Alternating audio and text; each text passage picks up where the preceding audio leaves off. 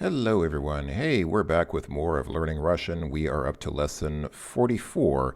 So you can see the next two lessons, 44 and 45, are about time. And actually, I think after this we have a couple lessons about time as well. Yeah, 46 and 47 are about time as well. So what's the deal here? Again, we're learning a few key words that sort of express common phrases which we're used to in our native language, but probably not in Russian, because if we were, then we wouldn't be learning Russian.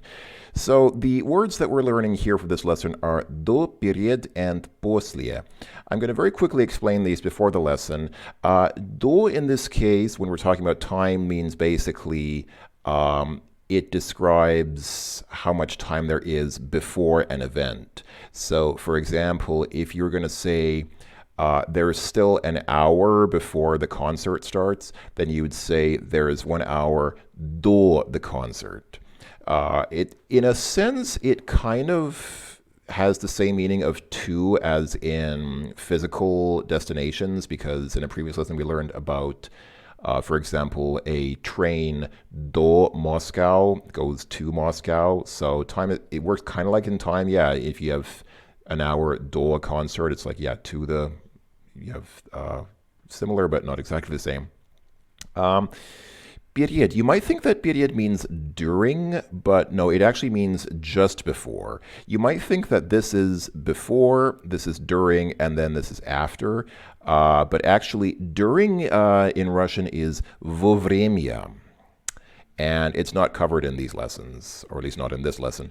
So, period also means before something, but it means right before, just before. So, if you're telling somebody,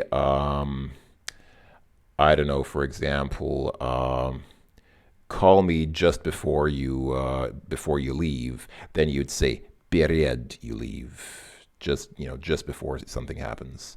And после then does mean after. So после very simply means after something happens. So somewhat longer before, just before, and then after. And like I said, during is во время, but we don't have that in this lesson, so let's not worry about that.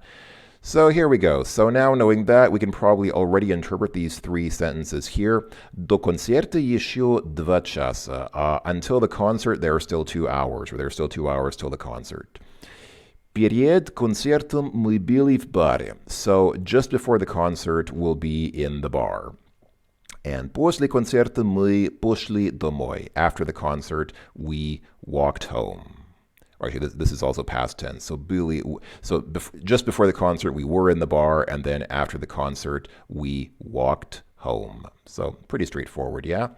Should be not too difficult, I'm hoping. Let's go ahead and listen to the first dialogue. The first dialogue is between these two people. The guy's name is William, obviously not a Russian name. It's been somewhat awkwardly transliterated into Russian Cyrillic. Obviously his name is William, but it's translated here something like William. And then he is speaking to Natalia. So let's see what William and Natalia have to say. Привет, Наташа. Сколько книг? Ты из книжного магазина? Да, вот, купила книги. Дочке сказки Пушкина, мужу Евгения Онегина, ну и себе стихи. Тоже Пушкина? Да, а что? Я не понимаю, все говорят «Пушкин, Пушкин», метро Пушкинское, музей Пушкина, кафе Пушкин. А что, кроме Пушкина в России нет никого? Почему нет?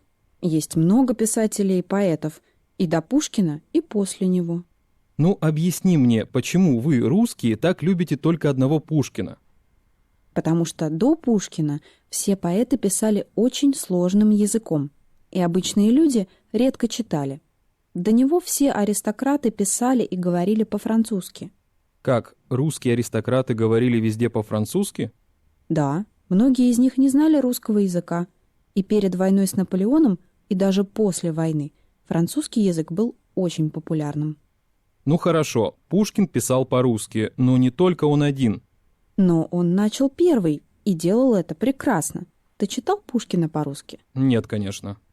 Тогда вот, эту книгу со стихами я дарю тебе. После того, как прочитаешь, мы с тобой и поговорим. Да, только до этого мне еще нужно выучить русский язык. Учи по Пушкину. Okay, so an interesting. For once, the dialogue is not too silly. It actually raises I think an interesting point. Let's go ahead and go through the dialogue again, and we'll or I will talk about it a bit. So William says, Привет, Наташа, сколько книг? Ты из книжного магазина? so hi Natasha, what a lot of books. You're from the bookstore, or I guess, well, literally he says you're from the bookstore, but meaning you just came from the bookstore. Да, вот купила книги дочке сказки Пушкина, мужу Евгения Онегина, ну и себе стихи. Yeah, look, I bought books. Дочке, for the daughter, for my daughter. I bought сказки, stories from Pushkin. Мужу, for my husband, I bought Евгения Onegina, known in English as Onegin or Yevgeny Onegin. And for myself, poetry. Тоже Пушкина? Also Pushkin. Is the poetry also from Pushkin? Да, а что? Yeah, so? Я не понимаю, все говорят Пушкин, Пушкин, метро Пушкинское, музей Пушкина, кафе Пушкин. А что, кроме Пушкина в России нет никого? I don't understand. Everyone says Pushkin, Pushkin, metro station, Pushkinskaya, museum of Pushkin, a cafe called Pushkin. So what? Besides Pushkin, is there nobody else in Russia? This is actually an interesting point which foreigners in Russia, I think, do sometimes notice. Russians do tend to very heavily overemphasize specific writers. In St. Petersburg, everything is Dostoevsky, because Dostoevsky was from Petersburg, of course, and so there's a huge emphasis on Dostoevsky there. And I think even Russians get annoyed by it. Like a lot of Russian people that I spoke to in St. Petersburg said, we got so annoyed by all the Dostoevsky that we were forced to read as children. So, there's a very heavy emphasis in Russia on a very specific set of writers and other Russian writers who, of course, existed. Of course, there were other Russian writers, but they don't get as much attention. Certainly not internationally, and even domestically. Okay, domestically, like Russian people will know some other writers, of course, but there is still kind of an overemphasis, I think, on Pushkin. And so William is saying, well, why? What's the big deal with Pushkin? Почему нет? Есть много писателей и поэтов, и до Пушкина, и после него. So the woman says, well, why not? Есть много писателей и поэтов. There are many writers and poets. So now she says before and after. So let's go ahead and get the words for before and after. So the words were, so before was до, и до Пушкина, and then after was после. И до Пушкина, и после него. So she's saying both before Pushkin and after him, but in Russian you say and before Pushkin and after him. Ну, объясни мне, почему вы, русские, так любите только одного Пушкина? So he says, well, explain to me why you, Russians, so much love just this one Pushkin. Потому что до Пушкина все поэты писали очень сложным языком, и обычные люди редко читали. До него все аристократы писали и говорили по-французски. So yeah, this is an interesting point. She says, потому что, because, and then she said again, до Пушкина, so before Pushkin. Before Pushkin, все поэты, all poets, писали очень сложным языком. Poets wrote in a very difficult language. И обычные люди and usual people редко читали. rarely read. So regular people rarely read this difficult language that they wrote in. And then again, she said do, so before. До него, before him, all aristocrats писали, говорили по-французски. So aristocrats wrote and spoke in French. Как, русские аристократы говорили везде по-французски? What? Russian aristocrats spoke везде, everywhere, in French? Да, многие из них не знали русского языка.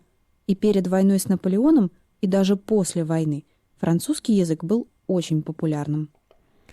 So she says, yes, many of them did not know the Russian language. So Russia's own aristocracy did not know the Russian language. They spoke in French. And then she said, и перед войной, so just before the war with Napoleon, с Наполеоном, so just before the war with Napoleon, и даже, she said, даже после войны, even after the war, французский язык был очень популярным. French language was very popular. So it's getting a little awkward to start and stop the dialogue because the text is longer than the... Okay, anyway. Ну хорошо, Пушкин писал по-русски, но не только он один. Well, okay, Pushkin wrote in Russian, but he wasn't the only one. Но он начал первый и делал это прекрасно. Ты читал Пушкина по-русски? So she says, but he wrote first, or he started first. Yeah, he was the first to write in Russian, and he did it very beautifully. Did you read Pushkin in Russian? Нет, конечно.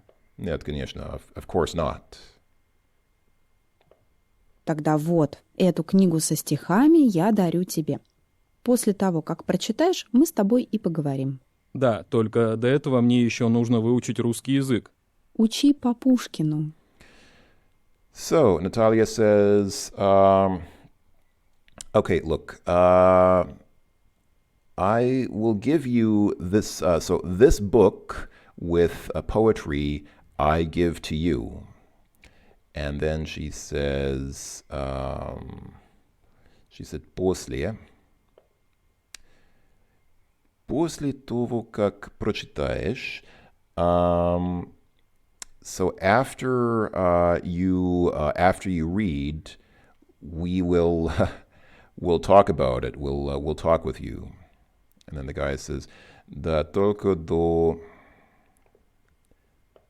этого, yeah, but before that, мне еще нужно, I still need вычитать русский язык. So I still need to learn the Russian language. And she says, учи по Пушкину. Learn the Pushkin way by reading Pushkin. So there you go. Quite interesting dialogue, I think, because it's true. And those of you who have read War and Peace might well remember the French language was the language spoken by the aristocracy, and the Russian language was kind of the common language. Situation, I guess, similar to the situation with Latin in much of Europe in pre-modern times. Latin was sort of the language of the educated classes, and then uneducated common people had their own sort of local vernacular, which might have resembled Latin, but was not, was not actually like proper Latin. They had their vulgar languages.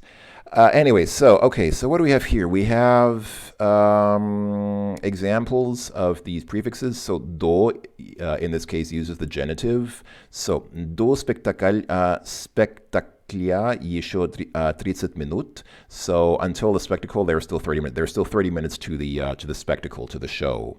So I went to the cafe. До конца рабочего дня еще 2 часа. So until the close of the working day, there are still 2 hours. These guys are clock watchers. They're watching the clock and they're saying, still 2 hours to go before the end of the day. Перед, again, means just before. So перед совещанием он позвонил жене. So just before the, what is this? I feel like this is a word I should know. Is it meeting or something? I think just before the meeting, he visited his wife or something. Перед фильмом мы смотрели рекламу. Just before the film, we watched advertising, as usually is the case in movie theaters. Usually there's some advertising before the feature film starts. And then после is after. So после совещания мы с друзьями пошли в бар. So after the whatever this is, I and friends went to the bar. После концерта друзья еще были в клубе. After the concert, friends were still in the club because they were, I guess, passed out drunk. Okay, so there you go. So now we've seen these 3 words in action, and it is time to use them. It's time to employ them in these 15 sentences, bearing in mind that до uses the genitive case, перед takes the instrumental case, and после also uses the genitive case. So here it gets tricky because you have to fill in things correctly. But I think we can manage this. So let's see. Мне надо, I need, успеть, успеть, how would you translate that? Hold on, let me see. It's like to have time? Let me see. What is uspět? Yeah, to be in time, to do something on time or in time. So I need to be in time, купить, to buy, всем подарки, to buy everyone gifts for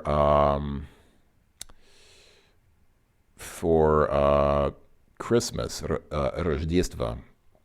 So this obviously means before Christmas. Obviously, he's not going to want to be in time to buy people gifts after Christmas. So yeah, so I need to be in time to buy people gifts до Рождества. I need to buy people gifts before Christmas. Он очень волновался. He was very worried, or he worried a lot.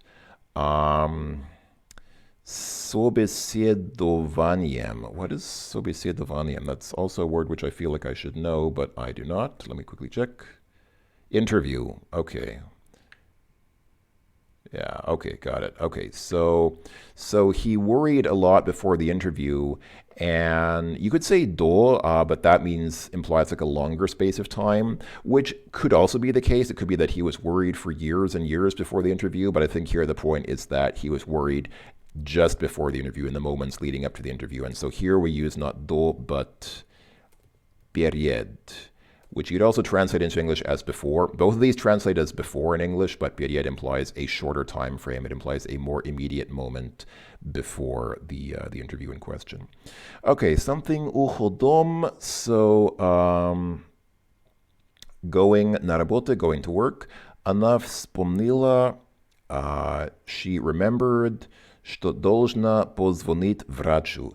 She remembered that she needs to call the doctor.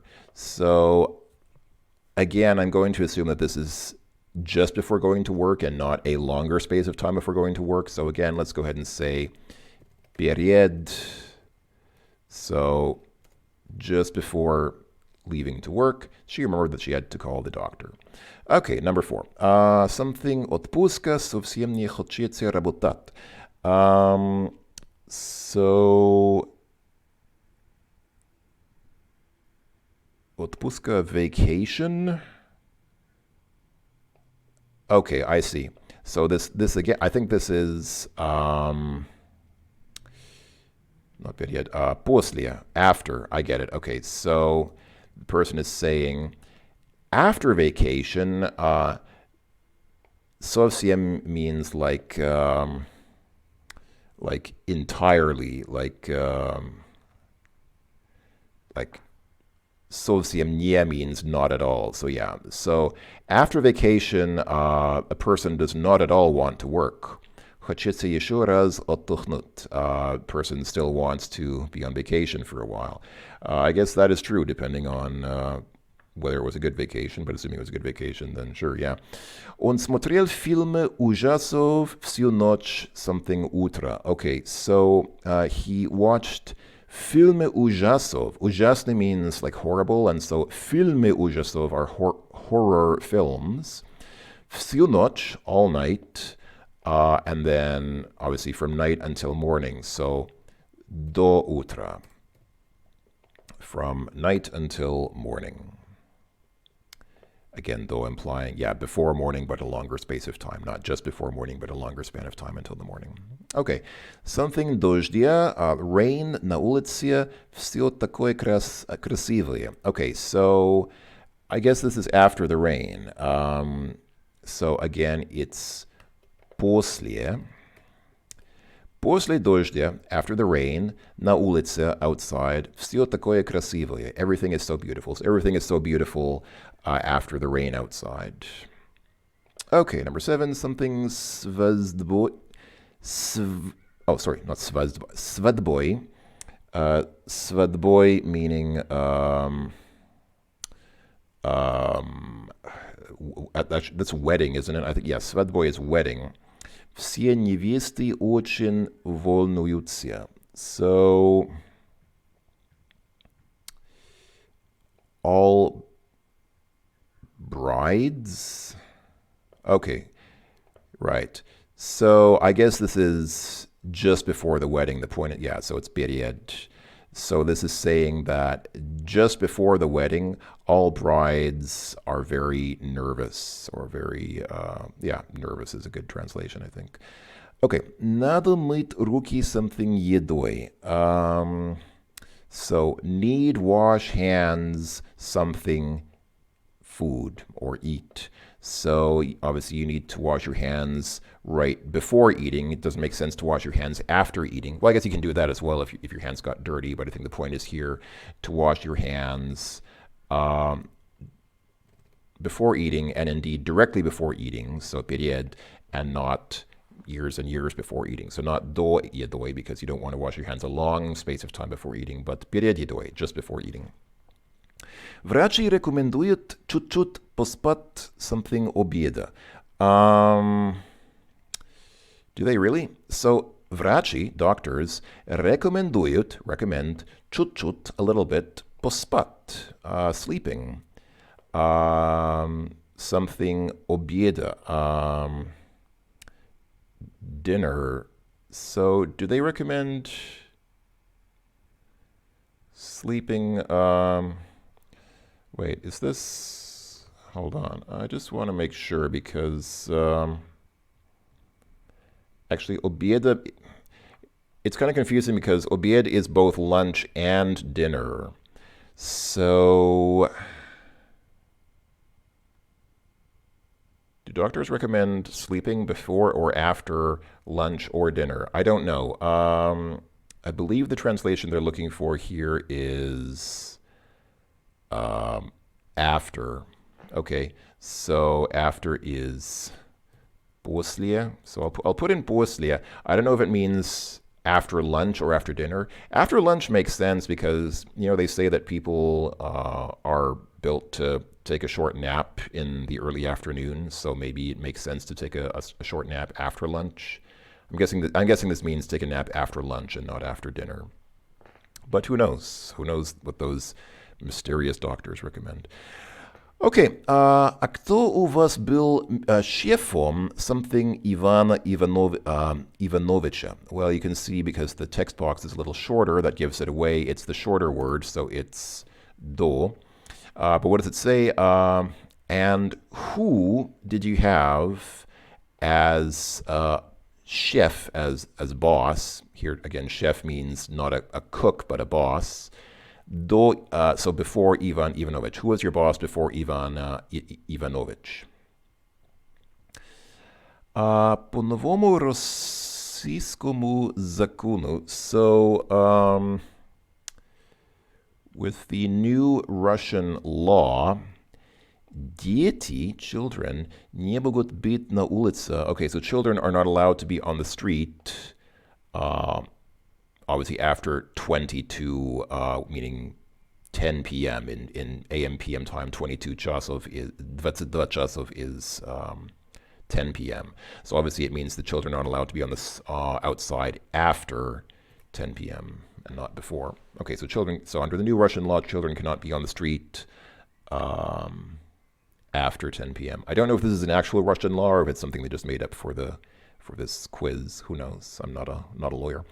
Он был на работе something позднего вечера. So he was at work until late in the evening. So kind of, you can, because it's do, you can kind of translate it awkwardly as before late in the evening, but here it means to, like he was at work until late in the evening. Okay, something выходными в Москве всегда много пробок. So выходный is here weekend. So weekend in Moscow, always many traffic jams. Okay, so I'm going to assume that this means just before the weekend, like not in the years leading up to the weekend, but перед. So just before the weekend in Moscow, there are always lots of traffic jams.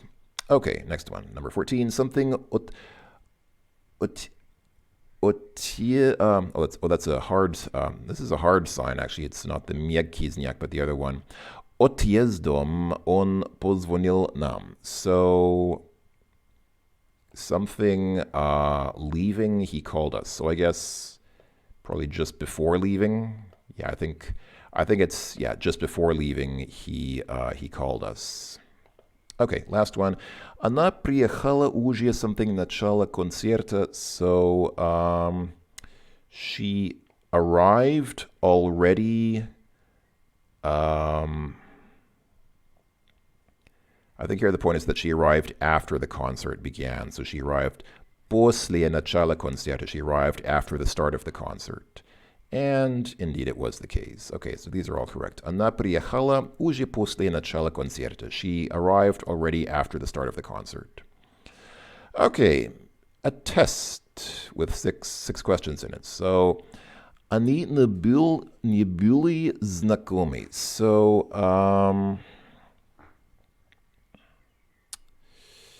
let's see. Hold on. What does this mean? I should first get a translation of this so that we know exactly, or so that I know exactly what we're dealing with, since I am not sure. They were not. Oh, acquainted, I guess is right. Okay, so. Okay, I see. So both of these translate as before the meeting. So before the meeting, they were not acquainted with each other. That's what this is saying. That's a bit difficult, because were they not acquainted with each other just before the meeting, or were they not acquainted with each other a long time before the meeting? Well, both of these are true.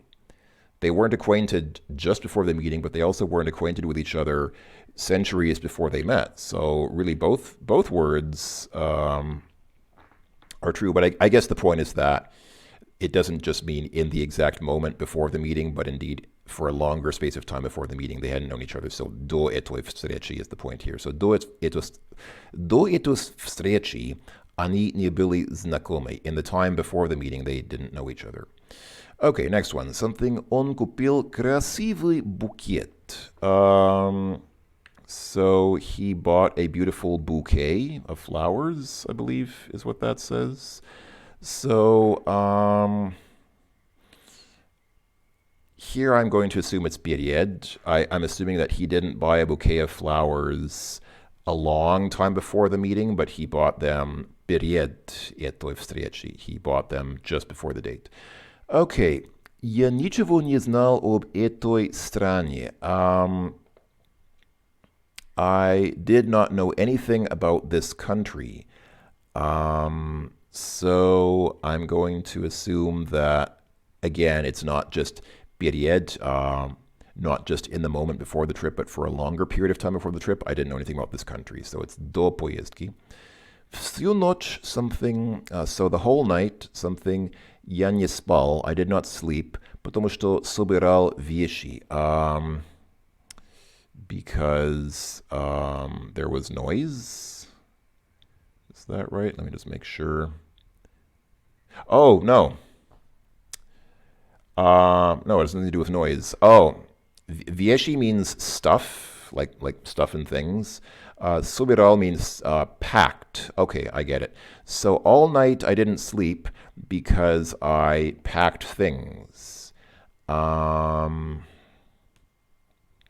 Okay, and this is again about a trip. So is it перед trip or до trip? So I guess it makes sense that, I don't know, I feel like до makes sense because it wasn't just like in the seconds before the trip, but I guess here it means like, not necessarily like just a few seconds before the trip, but in the the relatively immediate space of time leading up to the trip, I didn't sleep. So here the choice they're looking for, the option they're looking for is перед. So он сильно волновался. Он сильно волновался means, again, he was worried. Okay, and this is about an examination, examen. Okay, so again, I'm going to assume that he wasn't worried a long time before the examination, but he was worried in the time leading up to the exam. So again, перед экзаменом. And finally, весь семестр. Okay, and here we're talking about a longer period of time. Весь семестр, the entire semester, until the exam, he didn't open one book. Okay, so now it's talking about a longer period of time. It's not just saying just before the exam, but indeed for the whole space of time leading up to the exam. So it's до, longer period of time. There we go. Okay, that wasn't too bad. I got hung up on some of the translations. Some of these words I'm still not too familiar with, so apologies for that, but we made it through. Okay. Now we have a text about the Старый Новый год, the Old New Year. Let's go ahead and listen to the text. Когда иностранцы первый раз слышат, что в России отмечают Старый Новый год, они ничего не понимают. Как это старый, если он новый? Но каждый русский знает эту традицию – отмечать еще один неофициальный праздник, который приходит через 13 дней после Нового года. Откуда пошла эта традиция?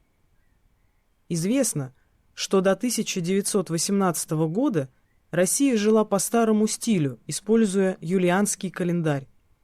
И по старому стилю вся Россия отмечала Новый год 1 января, тогда как это было уже 14 января по новому стилю. После 1918 года в России был принят Григорианский календарь, и Новый год стали праздновать 1 января, как и в других странах. Но могла ли загадочная русская душа забыть тот день календаря, который веками праздновался с размахом? Нет, конечно. И люди все равно отмечают этот праздник, но не так пышно, как Новый год. Россия – чемпион по рождественским и новогодним праздникам. Каждый год мы празднуем 2 Рождества и 2 Новых года. Если есть в душе праздник, долгая зима проходит незаметнее, и холода легче пережить. Okay, so I don't know how interesting that is. It's a bit of history, which is a little bit technical because it's about the technicalities of the calendars. But let's go ahead and go through it. So, когда иностранцы первый раз слышат, что в России отмечают Старый Новый год, so when foreigners the first time hear that in Russia is celebrated the Old New Year, они ничего не понимают. They never understand. Как это старый, если он новый? How can it be old if it is new? Но каждый русский знает эту традицию – отмечать еще один неофициальный праздник.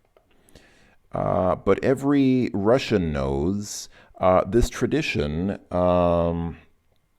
to celebrate again an unofficial holiday, Который приходит через 13 дней после Нового года.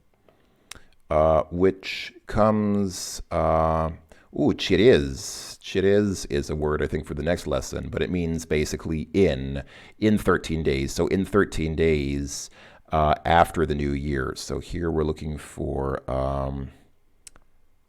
после Нового года, after the new year.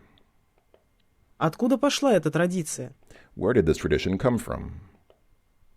Известно, что до 1918 года Россия жила по старому стилю, используя юлианский календарь. So, известно, meaning it is known, or as is known. It is known that до 1918, so in not just immediately before 1918, but indeed for a longer period of time before 1918, before the year 1918, года here means year, Russia lived under an old style. So they actually, in English, when they cite calendar dates, they often call them old style and new style calendar dates because they're like 2 weeks apart. Используя making use of or using the Juliansky calendar, the Julian calendar. So before 1918, Russia lived under the so-called old style, the Julian calendar. И по старому стилю вся Россия отмечала Новый год 1 января, тогда как это было уже 14 января по новому стилю. Right. So in the old style, all of Russia celebrated the New Year on January 1st. But after that,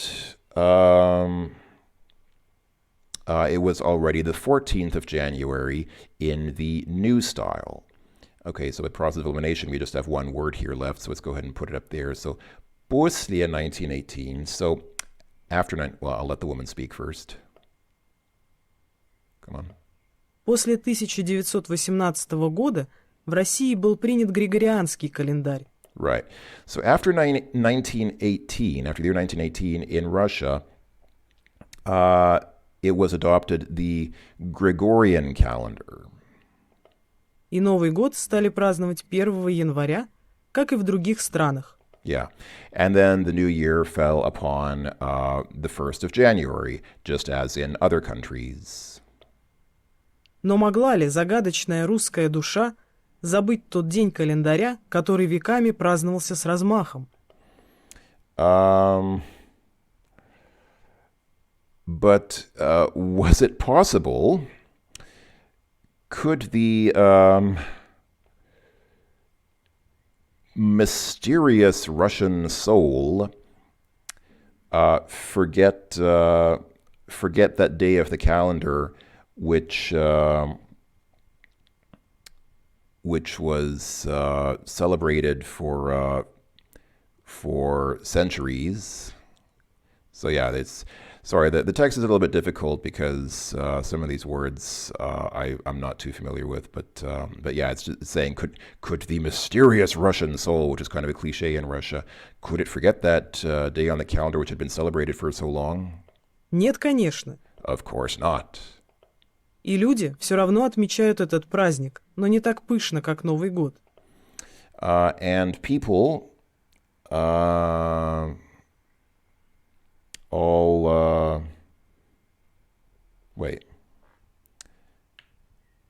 Right, and people still celebrate this holiday, but not as magnificently as the New Year. Okay. Россия – чемпион по рождественским и новогодним праздникам. So Russia is a champion of Christmas and New Year celebrations. Каждый год мы празднуем 2 Рождества и 2 Новых года. So every year we celebrate 2 Christmases and 2 New Years. Если есть в душе праздник, долгая зима проходит незаметнее, и холода легче пережить. So if there is in the soul a holiday, then the long winter goes unnoticed, and cold is easy to survive. Okay. I think by celebration of holidays, maybe they mean here drinking a lot of alcohol rather than the celebration itself. But who knows? That might just be a stereotype. Anyway, okay, we're already at the end. Just a small test with 4 questions. So, Россия после 1918. So, before the year 1918, Russia живет по. So Russia lived under the Druidskomu calendar, the Druid calendar, the Gregorianskomu calendar, the Gregorian calendar, Lunomu calendar, the lunar calendar, or the Julianskomu calendar, the Julian calendar. Well, as we just learned in the text, the old style was the Julian calendar. So, but this is после, after 1918. After 1918, Russia lived according to the Gregorian calendar, Gregorianskomu calendar. That's the new style. So there we go. В России празднуют. So in Russia, I think that means is celebrated. Let me quickly just check to make sure. Празднуют means... Right, celebrate. So in Russia is celebrated Рождество и Новый год, Christmas and New Year. Два Рождества и Старый Новый год, 2 Christmases and the Old New Year. Два Рождества и два Новых года, 2 Christmases and 2 New Years. Or Lunny Новый год, the Lunar New Year. Well, as we heard, I mean, they were talking about the Old New Year, but really... in effect, Russia celebrates 2 Christmases and 2 New Years, so it's this option here. Okay, Старый Новый год в России празднуют в ночь. So the Old New Year in Russia is celebrated on the night of the 1st and 14th of January, the 31st of December and the 1st of January, the 6th and 7th of January, or the 13th and 14th of January. So here the answer is the night of the 13th and 14th of January. And finally, Россия, чемпион, is a champion. Well, I guess it is in a certain respect. But then it says чемпион по рождественским и новогодним праздникам. So yeah, I mean, they are champions specifically of Christmas and New Year celebrations. And then по праздникам is celebrated. По майским праздникам, what does that mean? Let me see. Can I get a translation of that? Because I actually don't know what these words mean. Майским, May holidays. Well, Russia might have holidays in May as well, but okay, at least in the context of this, they're saying Russia is a champion of Christmas and New Year's celebrations, so I guess the correct option is this. And indeed it was, and that's it. This lesson is over. Okay, so that was actually a pretty straightforward lesson. I feel like these lessons are actually significantly easier than some of the quite challenging lessons that we had in the past. I mean, these lessons are kind of challenging, but they're not nearly as bad as some of the lessons we've had before. So yeah, in summary, once again, до, in the time leading up to something, перед, relatively immediately before something, and после, after something. There you go. That's pretty much the point of the lesson. Thanks for watching, everyone. I hope that you enjoyed and that it was educational, and I'll talk to you later with more material about learning Russian with Learn Russian. Пока-пока.